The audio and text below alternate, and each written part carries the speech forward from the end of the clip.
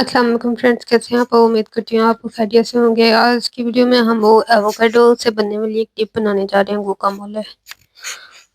इसको side dish या as a dip इसको सर्व किया जाता है। तो ये बहुत ही जो 2-3 इंग्रेडिएंट से बनता है और आप इसको घर पे भी बना सकते हैं। तो आए अपनी वीडियो को शुरू करते हैं। सबसे पहले आपने एवोकाडो ले लेनी है। ये तकरीबन मैंने 1.5 एवोकाडो लिया है। अब इनका छिलका उतार के इसको जो है इस तरह फोक के साथ आपने जो मैश कर लेना है। इस तरह जब मैश हो जाए इसको अच्छे से मैश करना है, कोई इसमें जड़ या कोई भी ना रह जाए।